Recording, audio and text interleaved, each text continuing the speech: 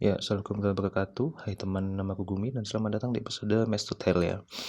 Kali ini kita akan bahas tentang rinitis alergika. Jadi, ini pakai 2 jurnal dan 1 PPK. Jadi hari ini kita bisa pakai PPK akhirnya ya. Tapi PPK-nya langsung dari Perhati KL. Yang volume 2 kalau teman-teman nyari ya. Volume 2, terus ini dari StatPol seperti biasa dari NCBI. Dan ini aku ngambil dari ResearchGate. Review tentang allergic rhinitis. Tahun berapa ya ini ya? Ya pokoknya nggak lama-lama amat lah. Ya, jadi kita mulai aja. Allergic rhinitis itu adalah atopic disease. Jadi atopic itu kayak biasanya sih predisposisi genetik gitu. Jadi orang punya predisposisi genetik akan terkena penyakit alergi atau punya respon yang meningkat terhadap alergen kayak gitu ya. Itu atopi. Bisa banyak kan, bisa eksim lain-lain. Tapi ini kan kita ambilnya rinitis alergika ya. Dan biasanya kan terjadi di anak kecil juga. Gejalanya itu buntu, hampir sama kayak vasomotor sih. Jadi buntu, bloker terus runner. Tapi yang jadi emphasis tambahan di sini ada sneezing sama gatel ya. Karena permainan histaminnya lebih kuat. Dan cukup banyak ya. It can affect ini 1 dari 6. Mobilitasnya juga tinggi, sama kayak vasomotor ya, loss of productivity dan healthcare cost, sama aja. Dan wah ternyata treatmentnya air ini systemic disease ya, karena berkaitan dengan asma dan dermatitis atopi ya, sama-sama ini ya, atopic disease. Bisa seasonal, intermittent, bisa musiman atau perennial. Jadi kalau perennial kayak vasomotor ya. Dan seasonal cuma 20% ternyata. Seasonal cuma 20% dan perennial lebih tinggi. Kombinasi juga lebih tinggi. Nah, selain asal simptom, bisa ada gejala lain seperti alergi konjungtivitis, postnasal drip, dan batuk tidak berdahak, disfungsi eustasia, sama sinusitis kronis. Dan mungkin ini kita lihat juga pasti ada selain itu lagi ya, kayak ya allergic sinus, allergic salut gitu biasalah. Nah, jadi alergi rhinitis ini ya alergi ya, berarti IgE mediated response terhadap alergen yang dihirup. Dan ya karena alergi itu TH2 ya, tentunya ini ada considerable genetic component ya. Early sama late phase reaction. Inisial itu menit, dengan menit. Nah ini mungkin teman-teman harus ingat ya, menit dari exposure terhadap alergen. Dan ya kalau awal-awal alergi itu biasanya degranulasi dari mast cell, dominan histamin. Nah ya, histamin being one of primary mediators ya. Dan dia menginduksi bersin melalui nervus trigeminus. Nah ini mungkin aku juga baru tahu sih. Dan juga berperan dalam rhinori atau pilek. Leukotrien, prostaglandin. Ini mungkin kan juga inflamasi ya, jadi mungkin bisa berperan di blockingnya juga, di bengkaknya, di blokernya atau di buntunya. Nah ini baru ngomong, they act on blood vessels to cause nasal congestion. Ini lead phase-nya 4-6 jam pasca initial response. Sitokin ya ini yang bermain, interleukin maksudnya 4 dan 13 melalui mast cell. Terus cytokines ya, sehingga menarik ini ya, chemotaxis dari eosinofil, limfositit, basofil, dan memperparah kejadian itu, entah rhinori, entah buntu. Nah, kalau dia kronis ya, long standing AR, ada infiltrasi eosinofil yang ya sudah di situ gitu, dan gangguan mukosa nasal. Dan karena ya udah eosinophilnya udah di situ, maka yang terjadi peningkatan responsiveness-nya itu non IgE jadinya, karena udah di sana. Si sitokin-sitokinnya udah di sana, si sel imunnya udah di sana, dan ya jadi bereaktif ke normal stimuli. Lah kalau stimulinya kayak gini jadi mirip kayak ini ya, kayak vasomotor ya, kayak lingkungan gitu, dan menyebabkan gejala sneezing ya dan lain-lain. Dan ini juga genetiknya ya. Ya intinya ada perubahan genetik lah. Mungkin bisa dianalisis kembaran nih 45-60%. Kalau dizigotik 25%. Kita lihat dulu di sini sama IgE mediated. Kalau belum long standing tadi ya. Kalau udah long standing dia non IgE.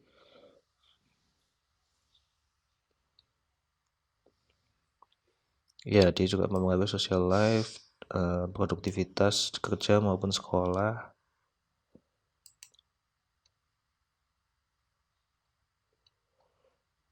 Wah, ini unik nih, konsep one airway, one disease. Jadi ketika ada rinitis ada asma gitu. Mungkin kemungkinan gitu ya. Nggak mesti.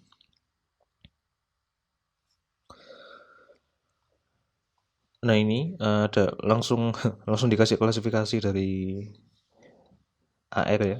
Dari ARIA, ini ARIA itu allergic rhinitis and its impact on asthma.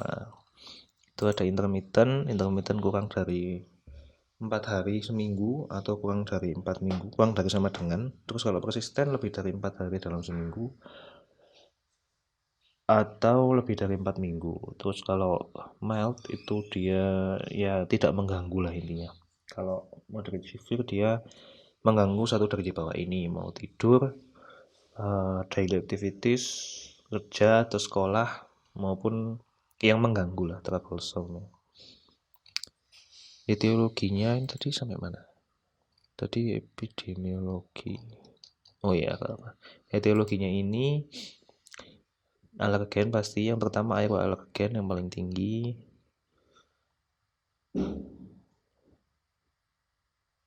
Nah, kalau di rumah ya paling tinggi ini nih. Kutu, domestic animal, semua kucing, anjing, terus serangga atau yang berkaitan dengan tanaman. Kan ada orang tanaman indoor ya. Kalau di luar biasanya pollen ya sama kayak vasomotor dan jamur. Sporanya mungkin. Okupasional lebih jarang. Tapi bisa kayak latex. Wow. Sarung tangan antum ini bisa bikin alergi juga ya. Polutan ini berperan dalam memperparah ya aggravation of nasal symptoms pada alergi maupun non alergi.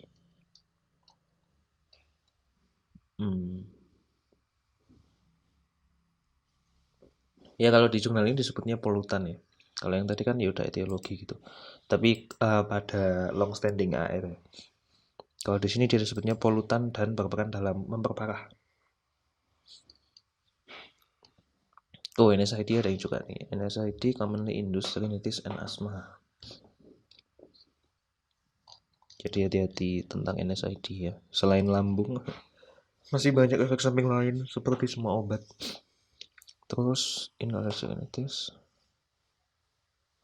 Ini mekanismenya IgE mediated, kemudian kemotaksis ya, sama kayak tadi. Terus release of mediator kayak sama interleukin begitu ya. Leukotriene, prostaglandin. Dan akhirnya dari itu semua dia komunikasi sama sistem imun. Ininya datangnya sel imun, basophil, eosinofil, gitu-gitu ya. Oke, dan terus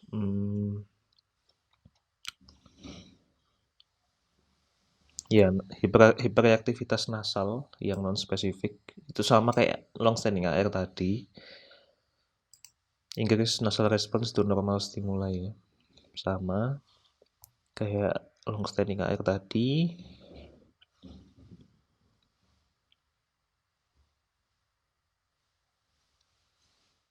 Dan kalau dia HR-nya ini perennial, konsepnya ini bahkan ada namanya nih, minimal persistent inflammation. Jadi terus-terusan inflamasi meskipun inflamasinya dikit.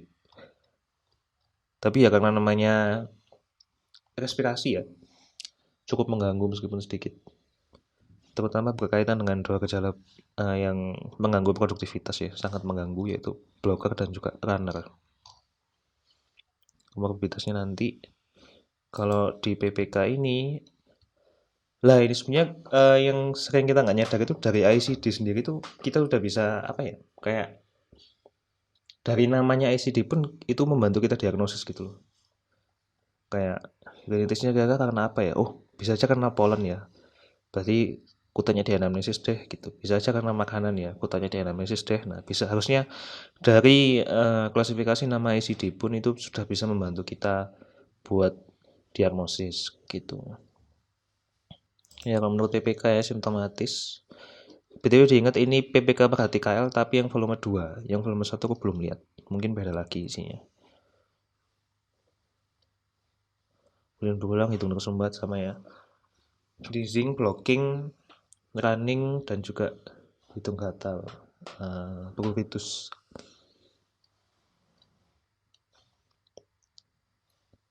Bisa ada gejala mata ya sama kayak tadi lah. Ya lebih jarang kalau di VMR lebih jarang. Di vasomotor rhinitis lebih jarang gejala non hidungnya. Ya ini nanti kita bahas yang pemeriksaan lain.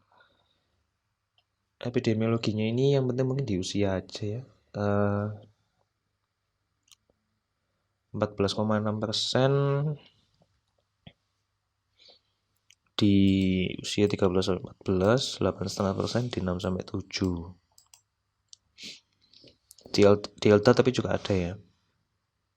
Ini sampai missed work dan juga impaired work performance gitu.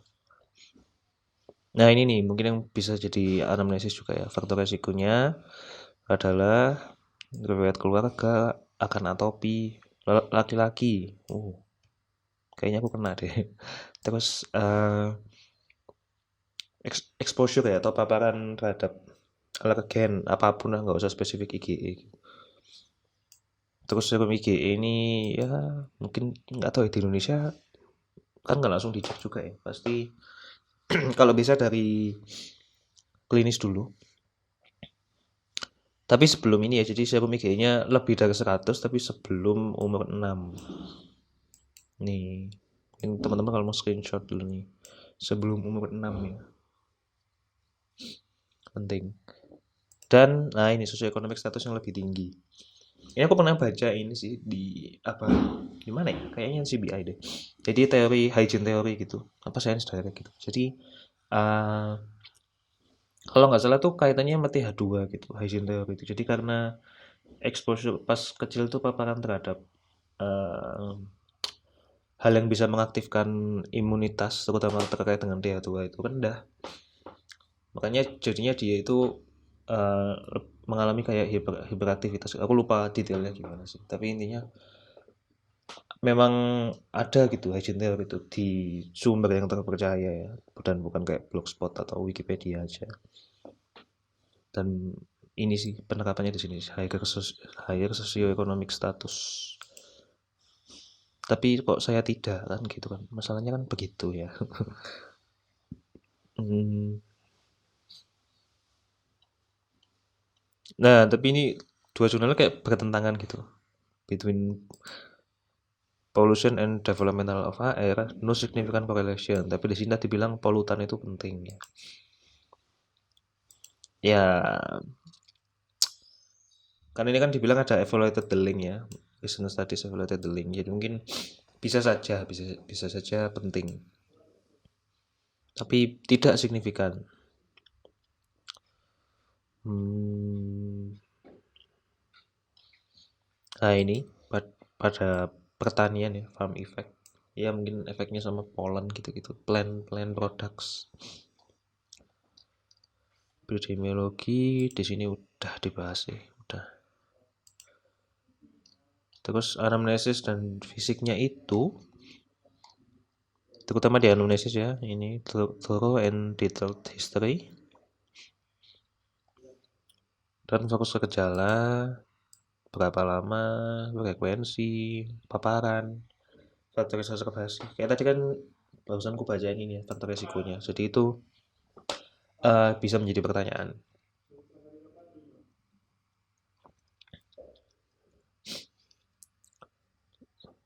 Wah ini nih, kok khas begini. Jadi kalau intermittent atau seasonal itu sneezing, rhinorrhea, dan watery eyes. Tapi kalau chronic itu lebih ke postnasal drip, chronic nasal congestion, dan obstruction. Jadi lebih ke blokernya ya, kalau kronis ya.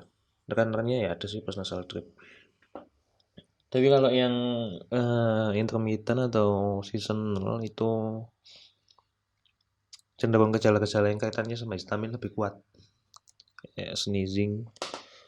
Mungkin gatel juga sebenarnya ada sih. Sama watery eyes juga. Lah ini kalau yang intermittent sama seasonal itu paparannya terhadap triggernya ya. Pollen, animal dander, gitu. Jamur ya, makanya tolong rumahnya tolong dievaluasi lagi. Pemeriksaan fisiknya ada mouth breathing ya, nafas dengan mulut. Terus throat clearing. Terus allergic salute. Aku kayaknya nggak ada deh. Nggak ada ya. Mungkin kalau orang pesek lebih jarang ya, tapi ya mungkin bisa buat argumen lah. Sama ini ya, dark circles under eyes. Allergic sinus. Yep. Ini kayaknya aku cukup banyak nemuin sih allergic sinus, terutama pada orang yang apa ya, yang nggak harus kulitnya putih banget sih, tapi memang pada higher socioeconomic status dibanding saya gitu. Kalau di otoskopi, oh ya, itu ada pembengkakan mukosa nasal dan sekresi atau cairan yang clear ya, jadi dia bening, bukan purulen atau darah. Nah, kalau di endoskopi, apakah nemu polip atau abnormalitas struktural, misal deviasi septum, kayak gitu ya. Kemudian pada otoskopi bisa buat melihat disfungsi tubuh stasius. Nah, kalau pada orang yang kronis, palpasi sinus bisa menimbulkan tenderness. Selain itu harus ini ya, ditanyain juga terkait asma sama dermatitis. Kalau di sini ini, coba kita bahas komorbidnya dulu. Jadi, yang paling banyak itu komorbiditasnya asma.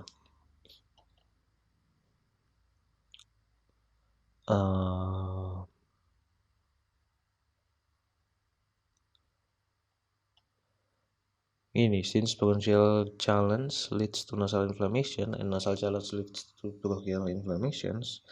Jadi sama kayak konsep tadi ya. Jadi satu satu sistem gitu ya, kayak airway tadi. Makanya ini asma dikaitkan sama rinitis alergika. Nah, makanya dari itu evaluasi terkait dua-duanya, lower maupun upper airways, itu harus dilakukan. Diagnosisnya itu pertama dari anamnesis. Ya sama, buntu, sneezing, itching, rhinorrhea. Ini tes yang bisa dilakukan nih. Yang rutin pasti ya, anamnesis, rhinoskopi. Rhinoskopi rutin loh guys. Ya teman-teman ya, rutin. Terus peak nasal explanatory flow. Allergy test oke lah. Endoskopi ya kita tidak melakukan ya. Ya mungkin Walters kalau ada mungkin sih. Tapi nggak ada di sini. Nasal challenge ini juga bisa kalau pakai alergen. Dan mungkin zaman sekarang swab ya gitulah. Terus kalau persisten allergionitis harus pemeriksaan nasal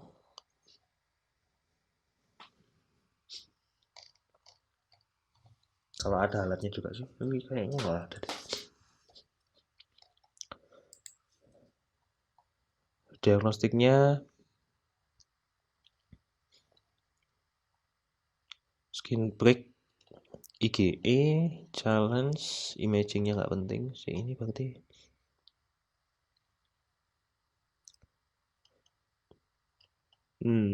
Tapi IG-nya similar value ya, jadi mungkin kita bisa pilih skin break aja sih. Terkait cost juga. Ya sama asmanya nanti kita bahas lain kali ya. Terus kita ke manajemen belum kayaknya. Ya ini kalau pemvis dari PPK ini Sinner, Salut sama Chris. Sorry yang ini tuh Chris ya, bukan Salut. Salut yang gini. Nah itu. Terus kalau di rinoskopi edema mukosa hidung, pucat, terus sekretnya banyak, sama ada hipertrofi kongka inferior. Oke. IgE.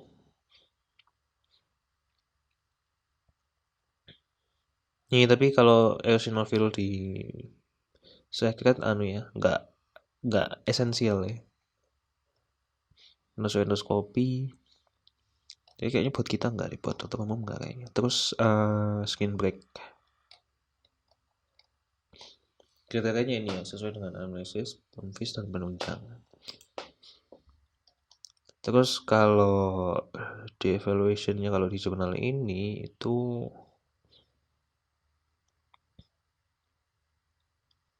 apa ya? Skin testing ya, mempunyai sensitivitas yang lebih tinggi dibandingkan serum IgE dan lebih cost efektif pasti.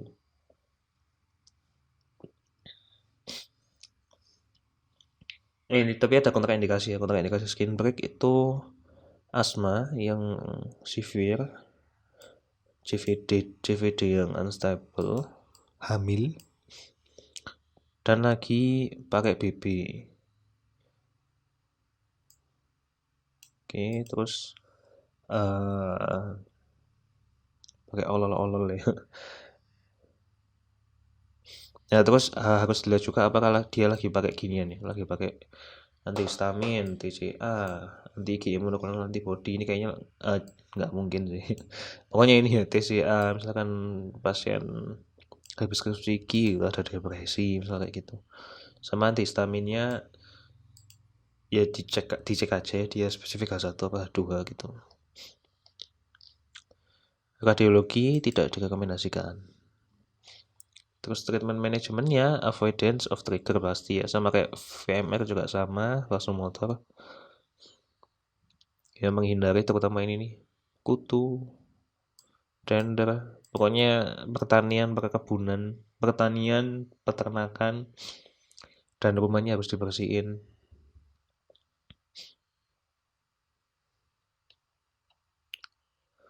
Wah ini nih, dan bahkan membutuhkan it may take up to 20 minggu untuk benar-benar menghilangkan bulunya kucingnya. Setelah kucingnya diusir. Jahat anjir.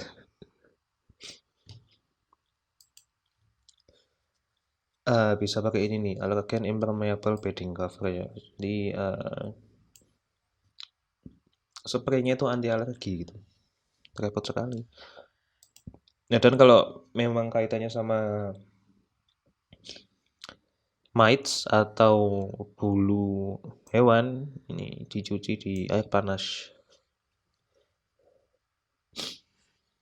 Dan vacuum cleaner dengan HEPA ya, HEPA filter ya. Oke.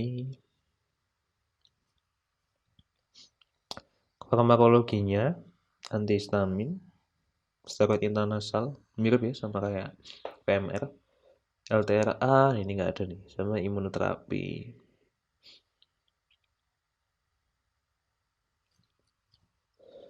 First dan second ini sama-sama efektif antihistamin ya untuk mengendalikan gejala dari AR. Tapi ya seperti kita tahu first generation ini cukup sedating, cukup membius ya. Dan ini karena dia di reseptor muskarinik juga, Side effect-nya ini dry mouth, urinary retention, konstipasi, dan takikardi. Nah, kalau yang second generation ini dia lebih selektif ya.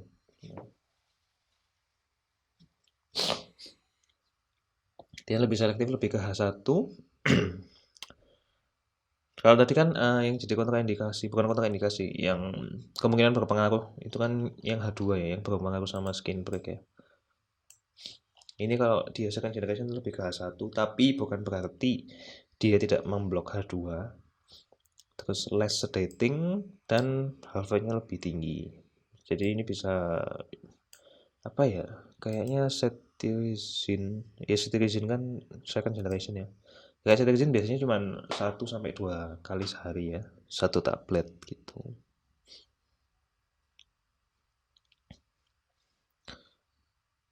Nah, tapi kalau cetirizine perlu diingat nih, potensi pembiusnya paling tinggi.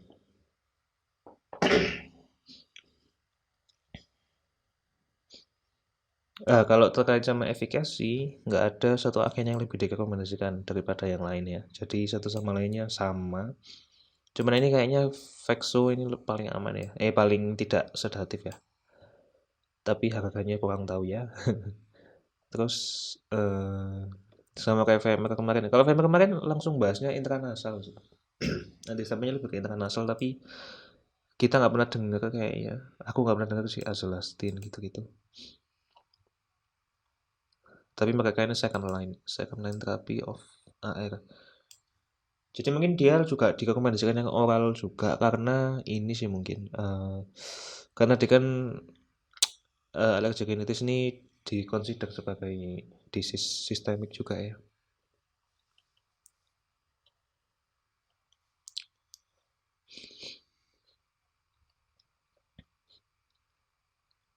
Terus intranasal ini bisa monoterapi sama kayak VMR atau kombinasi sama oral histamin. Pada pasien yang mild, moderate atau severe, tadi kan udah diklasifikasikan ya. Dilihat dari mengganggunya aktivitas atau tidak. Nah, internal corticosteroid ini terbukti lebih efektif dalam menurunkan inflamasi nasal. Nasal spray-nya biasanya sediaannya Beclo sama Bude, Fluticasone, Mometasone, dan Triamcinolone.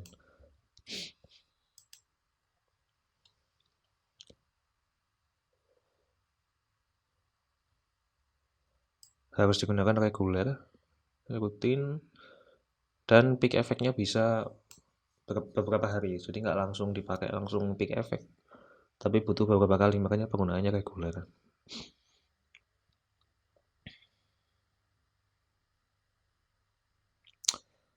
Dan side effect-nya yang paling sering itu nasal irritation. Sebenarnya kemarin kalau aku bahas VMR kemarin ada kayak apa ya, penipisan mukosa apa sorry, kering, mukosanya kering. Kalau ini nasal irritation ya, jadi ya mungkin dua-duanya bisa ada dan bisa dijaga dengan arah spraynya ini menjauh dari septum ya, jadi mungkin agak kolateral gitu.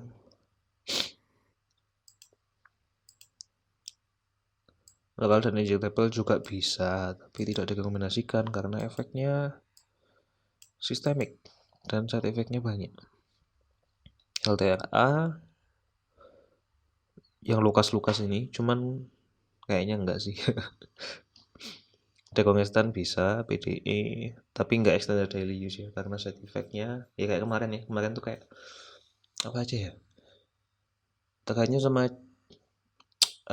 kardiovaskuler, hipertensi gitu-gitu, sama kayak sedasi gitu-gitulah. Cek aja video VMR kemarin ya.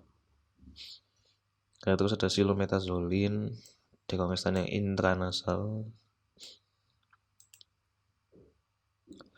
sama dua-duanya bisa menyebabkan rinitis medikamentosa. Dan kalau di sini jangan seminggu, jangan lebih dari seminggu. Kalau di jurnal kemarin di VMR itu satu jurnal ngomong jangan lebih dari 5 hari, satunya ngomong jangan lebih dari 10 hari. Ya terserah mau yang mana ya. Kalau bisa 5 hari aja sih yang paling aman. Cromolyn bisa dipakai. Surgical bisa loh, surgical. Tapi kalau refraktor terhadap farmakologi ya. Terus budesonide apa ini? Sistemik atau ini?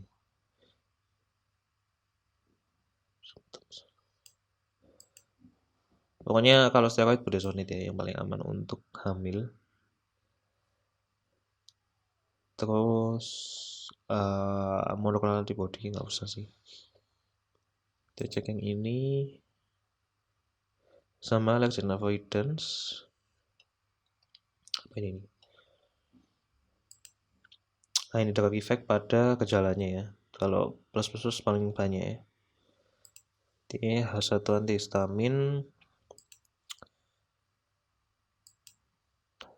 Untuk blokernya kurang efektif ya. Tapi lainnya nih kayak secara general efektif sekali sih oral. Nah ini bahkan untuk sneezing lebih baik yang oral dong. Kan unik ya. Tapi yang intranasal eye symptomsnya nggak ada. Jadi ini pilihan kalian. Kortikosteroid ya pasti dipakai. Tapi yang intranasal kromolinnya efeknya nggak terlalu efektif sih. Mungkin enggak ya kayaknya. Nanti kita lihat di PPK sih. Nanti kalau energiknya bisa. Ini kayak IB gitu kemarin ya. Ipratropium bromide. Tapi untuk rinurinya saja, ya sama kayak kemarin. Kemarin juga lebih ke rinurinya. Kalau efek ke blokernya lebih rendah. Ini DDX-nya kalau dari PPK vasomotor atau rinitis hormonal atau NARES ya, non-allergic rhinitis eosinophilic syndrome. Jadi dia secara apa namanya? Secara labnya itu eosinophilic tapi dia non-allergic gitu. Terapinya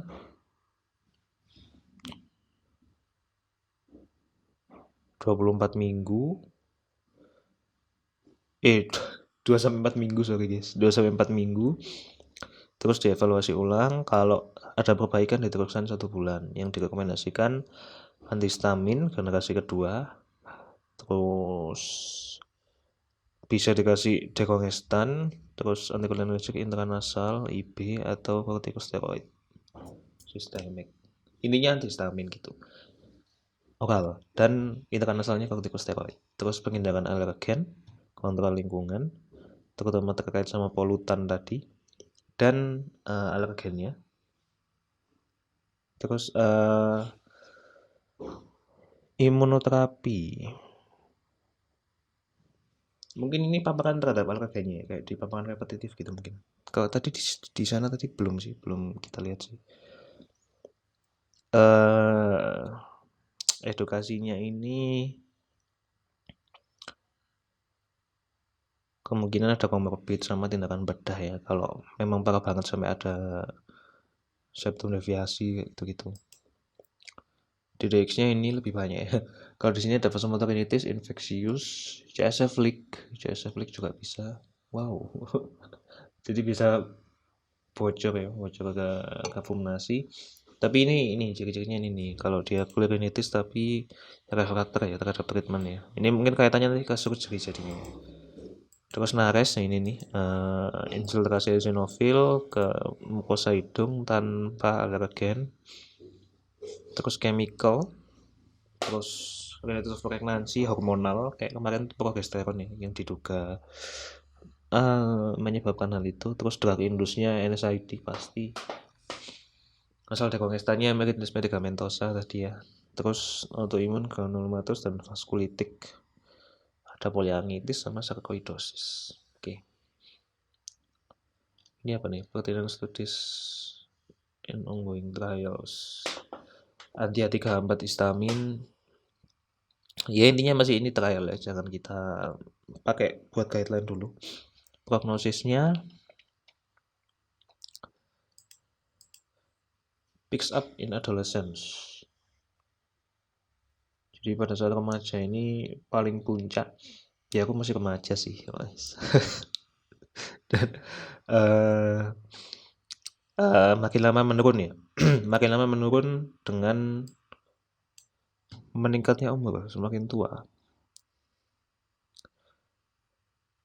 Dan menurut studi ini setelah 23 tahun follow up, wow, that's a nice study. 54,9% pasien ada improvement ya di simptom, dan bahkan 41,6 itu symptom free. Nice ya. Jadi hanya sedikit persentase yang mungkin tetap ya persisten atau bahkan memburuk ya. Ya, imunoterapi ya. Ada di sini baru dimention. Ini alergi rumput coba. Kasihan sekali alergi rumput ya.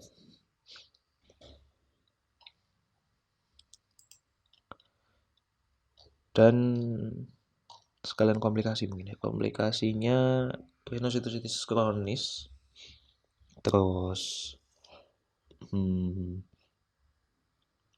ya kalau rhinosinusitis kronis itu biasanya dikaitkan dengan nasal polip ya, poliposis karena inflamasi kronis. Ya intinya polip ya. Komplikasinya itu ada rhinosinusitis kronis, ada poliposis, terus apa lagi nih? Disfungsi tuberculous, kayak telinga terasa penuh, otalgia, dan ear popping. Terus ya itu. Nah ini kalau dari jurnal yang ini, wah ini belum selesai nih, masih banyak sebenarnya. Jadi kalau di jurnal yang ini itu, ini recommendation kayaknya ya.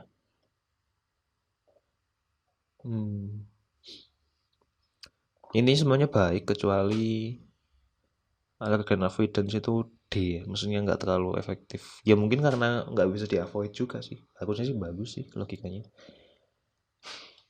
Terus yang new generation, ini mungkin teman-teman kalau bisa pakai yang kayak gini ya. Yang ini, silakan di screenshot dulu. Yang Astin atau Venadin atau cetirizine. Astin atau Din atau cetirizine. Pakai itu ya. Dan hati-hati terhadap ini nih. Ada cardiotoxic drug astemizole sama terfenadine. Ini ada dinnya tapi hati-hati ya. Terutama bagi pasien yang ada gangguan kardiovaskuler. Dan side effect-nya rendah ya. No sedation from drugs. Terus lokal antihistamin kalau ada dan kalau mau pakai azelastine sama levocabastine. Kemarin kalau aku bahas VMR ada lagi kok selain dua ini. Terus intranasalnya pilihannya ini, Beclo, Bude, Fluni, Fluticasone, Mometasone sama triamcinolone. Oral sama IM kayaknya jangan. Side effect-nya kalau intranasal, ini mungkin bisa buat edukasi juga ya. Nggak ada. Ya minor local side effect kayak tadi, kering biasanya gitu sih. Mucosanya kering. Terus apa nih? Most effective pharmacological treatment of allergic rhinitis. Kayaknya nggak allergic rhinitis juga sih. Yang NAR juga, yang non allergic juga sama kok. Pakai intranasal corticosteroid ya.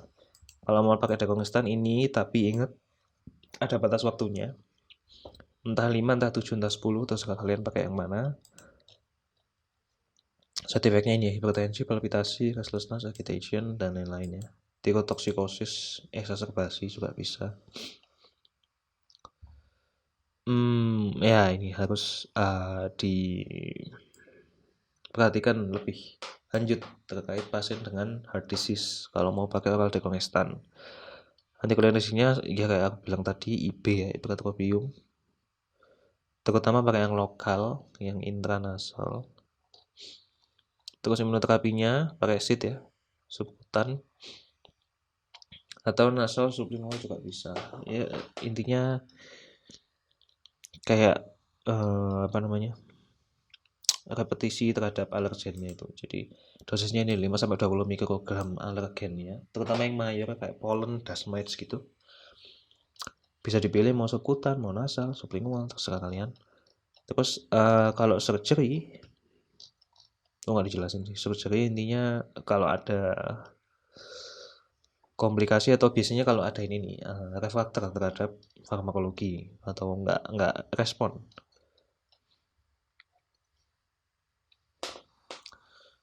Lah, medikasi di allergic rhinitis ini pilihannya ini nggak ada yang bikin efeknya nggak baik gitu. Dan dalam jangka panjang ketika dihentikan. Jadinya kalau pada disease yang persisten, bukan pada tipe yang apa seasonal itu nggak apa-apa dibuat treatmentnya maintenance begitu. Lah kalau asma ya udah lihat Gina aja, nggak usah dibahas di sini. Terus konjungtivitis bisa pakai oral antihistamin ya. Jadi kan tadi kan ada tabelnya tuh kalau yang antihistamin yang intranasal itu dia efeknya ke mata itu rendah kayak gitu. Nah ini special consideration-nya kalau pregnancy tadi apa tadi? Budesonide kalau nggak salah. Yang pregnancy side-nya lumayan. Nah ini nih, ini grafiknya. Kalau mild intermittent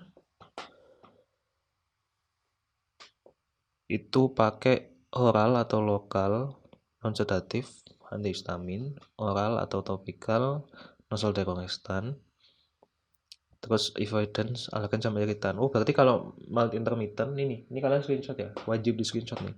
Kalau mild atau intermittent itu nggak perlu pakai intranasal steroid dulu. Nah kalau mungkin karena side effect-nya juga ya. Terus kalau moderate severe intermittent baru pakai semuanya. Dan tapi belum imunoterapi kayaknya. Imunoterapi ini mungkin baru di mild persistent ya. Jadi yang beda cuma mild intermittent doang. Jadi intermittent kan kurang dari sama dengan 4 hari seminggu atau kurang dari sama dengan 4 minggu. Itu intermittent, mildnya dia nggak mengganggu aktivitas ya. Atau minimal mengganggu lah. Itu dia ini antihistamin, oral decongestant sama avoidance. Sisanya bisa ditambahin intranasal steroid. Kalau kromon kurang tahu sih aku. Kromolin nggak tahu sering dipakai apa nggak di Indonesia. Nah, terus kalau di pediatri allergic rhinitis ini bagian dari allergic march. Tapi jarang sebelum usia 2 tahun ya. Di atas 2 tahun lebih sering dan paling sering pada school age years, kayak SD gitu.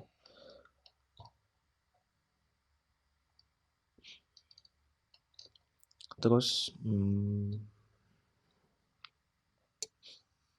ya jadi kalau dibahasin lagi meskipun dibilang paling efektif tapi mungkin karena side effect-nya juga itu bukan yang pertama dipakai gitu, terutama buat yang klasifikasinya rendah lah kayak mild intermittent gitu.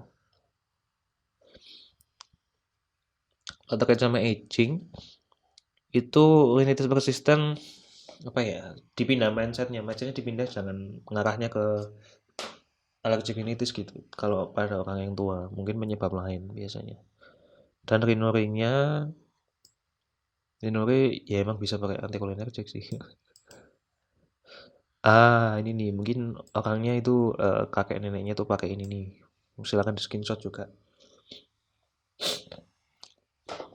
NSAID juga bisa kan mungkin lagi dalam medikasi terus kena rhinitis kronis gitu bisa jadi itu tuh obat-obatnya metildopa, prazosin, fentanylamine, chlorpromazine, SI gitu-gitu ya. Lagi guidance-nya ya rhinitis dia faktor risiko asma terus eh, klasifikasinya ada intermittent persistent dan dan mild dan moderate atau severe ya. Jadi bukan mild, moderate dan severe bukan, tapi mild terus moderate severe gitu. Sedang berat, jadi ringan sama sedang berat gitu ya.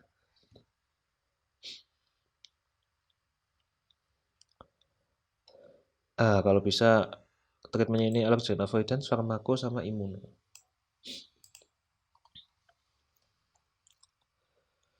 Harus diperiksa terkait asma sama lung function. Terus yang asma juga harus periksa tentang rhinitis gitu. Jadi kayak mutualisme, tapi tidak untuk pasiennya. Jadi mutualisme untuk kedua penyakit ini.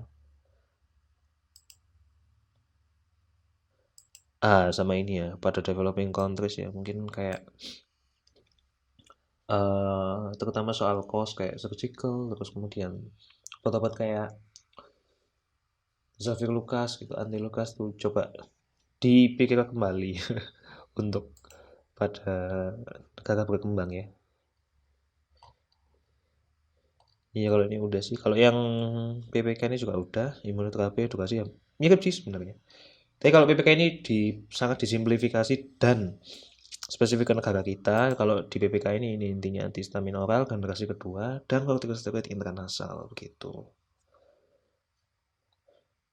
Bagian alergen imunoterapinya, ya kalau tadi kan dibilang imunoterapinya itu ada nggak ya? Ah iya ini imunoterapinya ini di tengah-tengahnya moderate severe, yang intermittent, aku nggak tahu maksudnya apa. Mungkin baku demat persisten aja sih imunoterapinya dipakai. Ini rujukannya ya pasti beda sama Indonesia ya, cuman ya udahlah pasti beda. Terus edukasinya ini kalau bisa jangan underestimate bilang ke pasiennya karena ini bisa severe kaitannya sama asma terutama pada anak kecil. Nah ini birth control of rhinitis itu berujung pada birth control of asma. Jadi hati-hati. Ya, ya, udah nih berarti nih. Ini juga udah, PPK juga udah. Ya, segitu aja teman-teman. Episode Mesdel kali ini kita udah bahas tentang allergionitis dan kemarin VMR juga. Ini bakal jadi playlist THT ya, insya Allah ya. Eh, ya, jangan lupa subscribe ataupun follow di podcastan, di YouTubean atau di podcastan. Oke, terima kasih teman-teman. Assalamualaikum warahmatullahi wabarakatuh, and see you on the next episode.